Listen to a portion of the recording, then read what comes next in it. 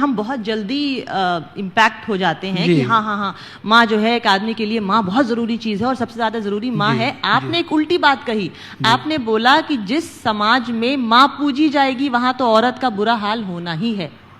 मैं आपसे अर्ज करूँ, इसका थोड़ा सा अगर आप लोग पेशेंस रखें तो मैं 2-3 मिनट लगूँ। ज़रूर। होता क्या है कि जब वो बच्चा पैदा होता है तो आप यकीन माने कि बहुत दिनों तक बच्चे को यही नहीं मालूम होता कि वो और माँ दो अलग जिस्म हैं, उसे नहीं पता होता। आप सबने देखा होगा कि बच्चे को आप हिलाते हैं तो सो जाता, आप उसे ज़ोर ज़ोर से थपकते हैं तो सो जाता। अरे बड़े आदमी को आप हिलाएंगे तो जाग जाएगा, बड़े इंसान को आप ऐसे ज़ोर ज़ोर से मारे उसकी नींद टूट जाएगी, बच्चा कैसे सो जाता? उसकी वजह यह है कि बच्चे ने माँ के पेट में धड़कनें सुनी है कॉन्स्टेंटली, दिल की धक धक, जो माँ के दिल की धड़कन थी। तो जब आप उसे ऐसे पैट करते हैं तो उसे वो फीलिंग होती है कि वो धड़कन आ रही है, तो उसे इत्मीनान हो जाता है कि मैं सेफ हूँ, मैं तो वहीं हूँ जहाँ था। जब आप बच्चे को हिलाते हैं तो वो जो जूसेस थे जिनमें वो हिलता था इस तरह से, उसे ऐसा महसूस होता है कि मैं वहीं हूँ, तो मैं सेफ हो जाता। उसे ये अरसे बाद मालूम होता है कि माँ और मैं दो अलग जिस्म हैं, दो अलग इंसान हैं। और उस गम को कम करने के लिए वो एक माँ जैसी चीज़ ढूंढता है, टेडी बेयर या एक ब्लैंकेट। वो चीज़ हमेशा नर्म होगी, गर्म होगी, मुलायम होगी, माँ की तरह। वाह। कि अब माँ तो नहीं है, अलग है, तो कोई चीज़ तो रख लूँ अपने पास माँ जैसी।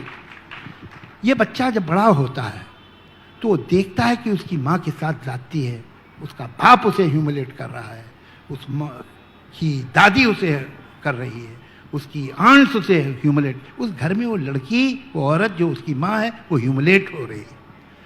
ये बच्चा चूंकि माँ से किस्मत जुड़ी है तो सोचता है कि मैं बड़े होकर अपनी माँ के लिए कुछ करूँगा, और माँ के लिए उसके दिल में बेपनाह कंपैशन और लव और मोहब्बत पैदा होती है और वो पूछता है अपनी माँ को। लेकिन जब वो बड़ा हो जाता है तो वो माँ का बेटा तो है, लेकिन अब वो खुद भी मर्द हो चुका है, अब उसे दूसरी औरतों पे जुल्म करना है।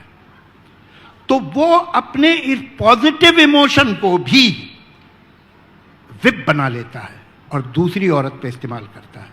तुम मेरी माँ की तरह दाल नहीं बना सकती, तुम में मेरी माँ जैसे घर संभालती थी तुम नहीं संभाल सकती। वो माँ को कैरेट बना के अपनी बीवी के आगे लटका देता है और वो बीवी सारी जिंदगी चलती है और उस कैरेट तक नहीं पहुंच सकती।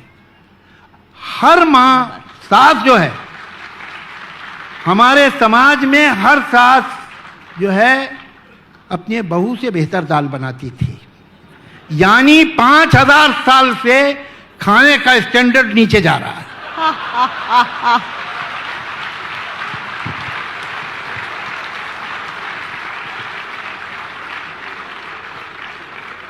ये कहना मां की पूजा होनी चाहिए।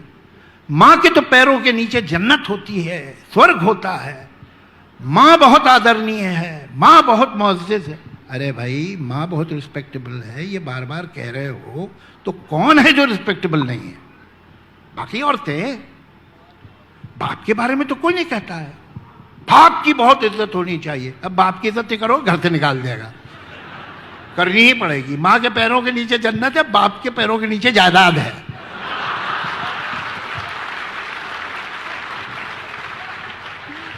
तो ये जो है मां की बहुत इज्जत करो, तो ये एक लाइसेंस है कि मां की इज्जत करो, बाकियों को छोड़ दो। और मां, कौन सी मां की इज्जत? मेरी मां की इज्जत होनी चाहिए, ठीक है। मेरे बच्चों की मां की इज्जत नहीं होनी चाहिए। और मेरी मां की इज्जत कब होनी चाहिए? मैं पैदा हुआ था 17 जनवरी को, 16 जनवरी को मेरी मां इज्जत के काबिल थी कि नहीं?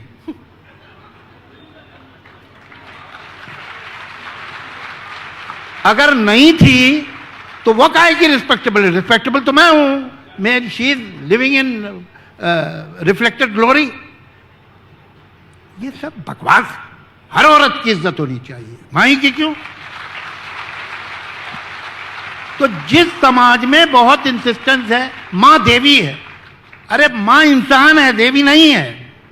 तुम उसे वो राइट तो देना नहीं चाहते जो इंसानों को मिलते, उसे देवी बना के पेडेस्टल पे बैठा देते हो। बहुत अच्छी बात, बहुत अच्छी बात कही। कमाल है। बाप देवता है, कोई नहीं कहता। कभी सुना आपने? मैंने तो नहीं सुना। जी बिल्कुल। तो चलिए, मेरे तो सवाल पूरे